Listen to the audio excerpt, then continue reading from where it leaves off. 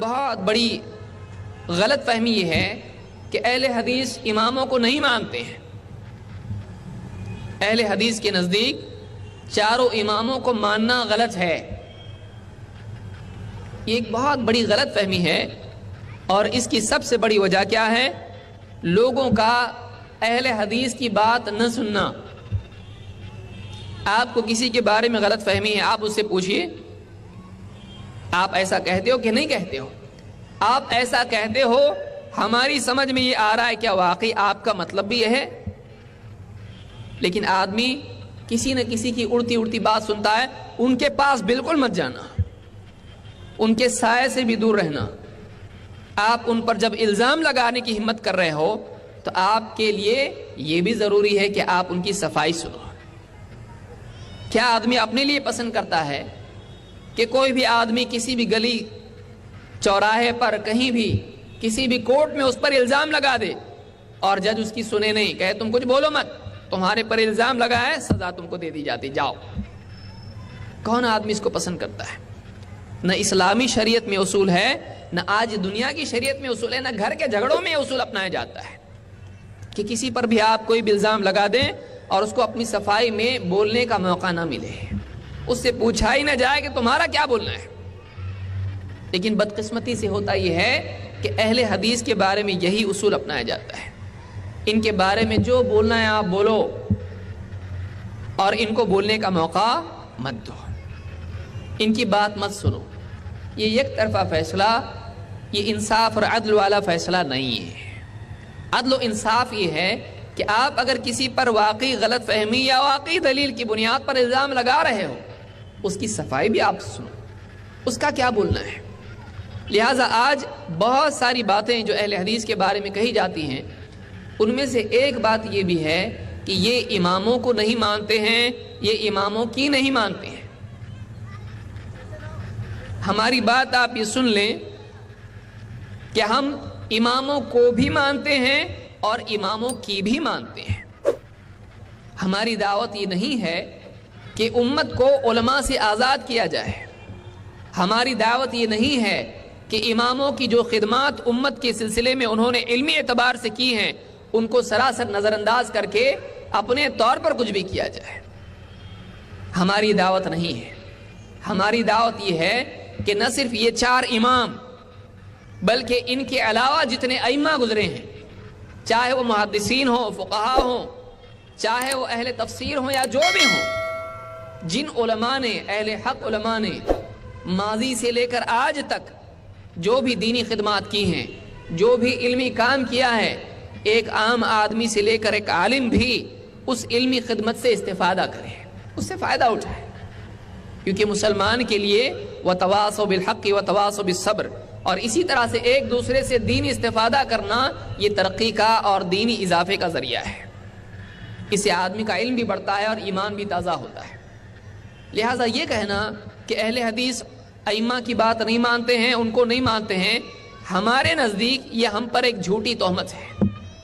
ہم چاروں اماموں کو مانتے ہیں اور ان کے علاوہ اماموں کو بھی مانتے ہیں، اور ہم ان کی باتوں کو بھی مانتے ہیں۔ لیکن اب ایسا اگر ہو جائے کہ کسی کی بات ایسی ہو جو ہم کو ہمارے نبی صلی اللہ علیہ وسلم کی بات سے ٹکراتی دکھائی دے، تو ہمارے لیے ایمان کا مسئلہ پیدا ہو جاتا ہے کہ ایک طرف اللہ کے نبی صلی اللہ علیہ وسلم جو سارے نبیوں کے امام ہیں، اور دوسری طرف اتنے بڑے امام، امام ابو حنیفہ، امام شافعی، امام مالک، امام احمد یا کوئی اور امام، یہ بھی امام ہیں، لیکن یہ اتنے بڑے امام نہیں ہیں جتنے بڑے امام ہمارے نبی صلی اللہ علیہ وسلم ہیں۔ یہ مجتہد تھے، وہ نبی اور رسول تھے۔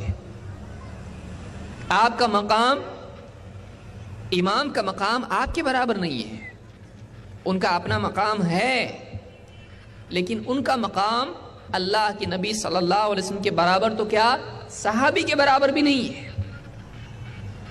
ان کی تحقیق اللہ کے نبی صلی اللہ علیہ وسلم کی بات کی برابر نہیں ہو سکتی ہے، کیونکہ آپ کے بارے میں خود اللہ تعالیٰ نے فرمایا وَمَا يَنْتِقُ عَنِ الْهَوَىٰ إِنْ هُوَ إِلَّا وَحْيٌ يُوحَىٰ۔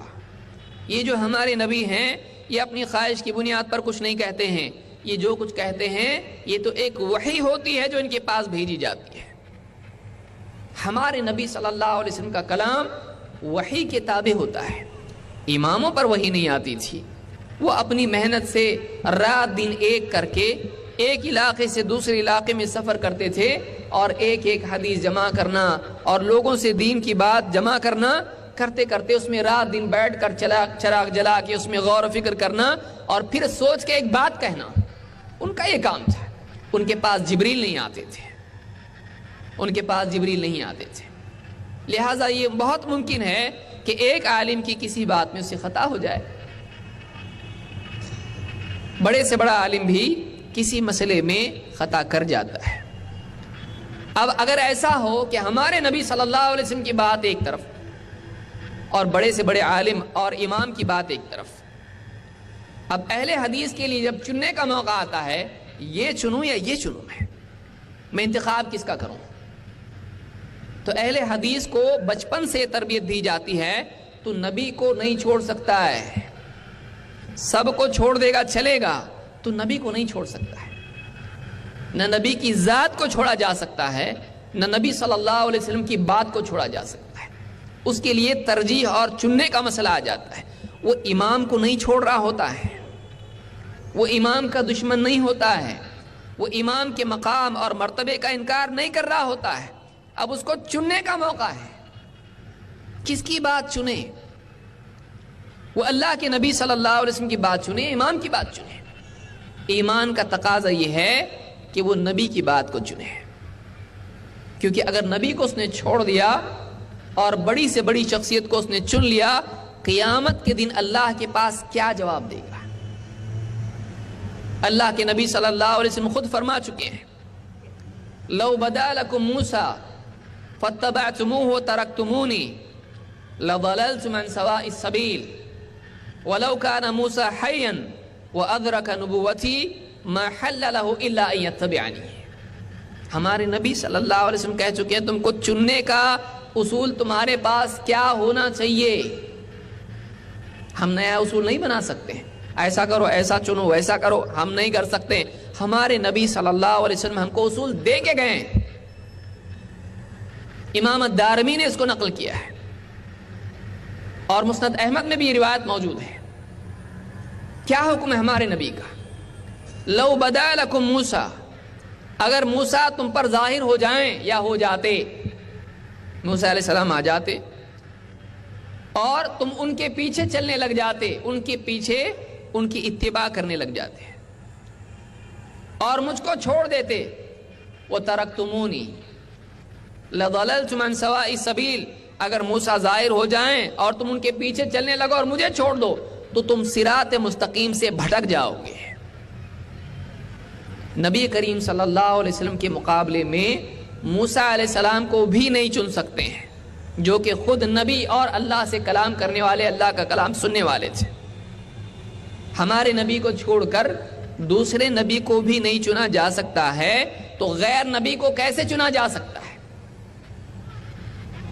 اور وَلَوْ كَانَ مُوسَىٰ حَيًّا، اور اگر موسیٰ علیہ السلام آج زندہ ہوتے، وَأَدْرَكَ نُبُوَّتِي، اور میری نبوت پاتے، مَا حَلَّ لَهُ إِلَّا أَن يَتَّبِعَنِي، میری اتباع کے سوا اور کوئی چیز ان کے لیے حلال نہیں ہوتی ہے. اب بتائیے اس کے بعد ایک اہل حدیث سے کیسے توقع رکھی جا سکتی ہے کہ وہ اللہ کے نبی صلی اللہ علیہ وسلم کی بات جو اس کے سامنے اس کو چھوڑ کر کسی عالم کی بات کو چنے؟ یہ اللہ کے رسول صلی اللہ علیہ وسلم کا صاف اور واضح فرمان ہے، مجھ کو چھوڑ کے تم کسی کو بھی چن لو، تم گمراہ ہو جاؤ گے. یہ وہ اصول ہے جس کی وجہ سے اہل حدیث برے مانے جاتے ہیں. اب آپ بتائیے، اگر کوئی آدمی موسیٰ علیہ السلام کی کوئی بات چھوڑ دے اور اللہ کے نبی صلی اللہ علیہ وسلم کو چن لے، آپ کی بات کو مانے، کیا اس کو موسیٰ علیہ السلام کا انکار کرنے والا مانا جا سکتا ہے؟ کہ یہ کہا جا سکتا ہے کہ موسیٰ علیہ السلام کو نہیں مانتا ہے، یہ موسیٰ علیہ السلام کی نہیں مانتا ہے؟ کیوں؟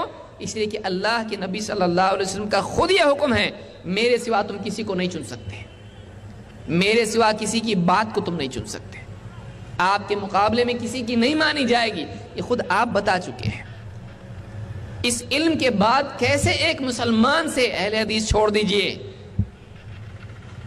ایک مسلمان سے کیسے آپ توقع رکھ سکتے ہیں کہ وہ اللہ کے نبی صلی اللہ علیہ وسلم کے مقابلے میں وہ جان رہا ہے کہ ہمارے نبی کا یہ فرمان ہے اور پھر فلاں کی یہ بات ہے، چھوڑو نبی کی بات کو، ان کی بات کو لیں گے؟ ایک مسلمان سے کیسے آپ یہ توقع رکھ سکتے ہیں؟ یہ بنیادی اصول اہل حدیث کا ہے، جس کی بنیاد پر یہ کہا جاتا ہے کہ اہل حدیث اماموں کو نہیں مانتے ہیں۔ ہم اماموں کو نہیں مانتے ایسا نہیں ہے، ہم اماموں کو مانتے ہیں، لیکن جب کبھی زندگی میں کسی مرحلے میں ایسا مقام آ جاتا ہے کہ کسی امام کی کوئی بات قرآن و سنت سے ٹکراتی ہم کو دکھائی دیتی ہے، تو چننے کا وقت ہوتا ہے، ہم قرآن و سنت کی بات کو چنتے ہیں، امام کی وہ بات نہیں لیتے ہیں، امام کو نہیں چھوڑتے ہیں، امام کی وہ بات چھوڑ دیتے ہیں۔ اگلی مرتبہ پھر موقع ہے، امام کی بات لے لیتے ہیں اگر وہ موافق ہو کتاب و سنت کے۔ ہمیشہ کے لیے امام کو چھوڑ دیتے ہیں نہیں، وہ بات چھوڑ دیتے ہیں۔ کیا کریں گے آپ؟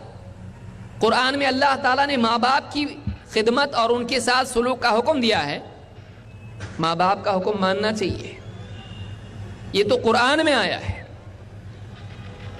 لیکن اگر ماں باپ ایسا حکم دے دیں جو قرآن و سنت سے ٹکراتا ہے، کہ آدمی وہ آیتیں سامنے پیش کرنا شروع کرے گا، دیکھو ماں باپ کے ساتھ سلوک نہیں، یہاں پر کہا جائے گا ماں باپ کی خدمت، ان کی بات ماننا اپنی جگہ ہے، ماں باپ کو مت چھوڑو، وہ بات چھوڑ دو جو قرآن و سنت سے ٹکراتی ہے۔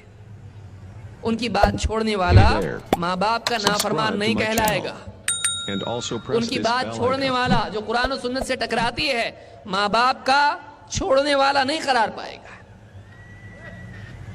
یہ موٹی موٹی بات ہے جو بہت سارے ہمارے بھائی نہیں سمجھ پاتے۔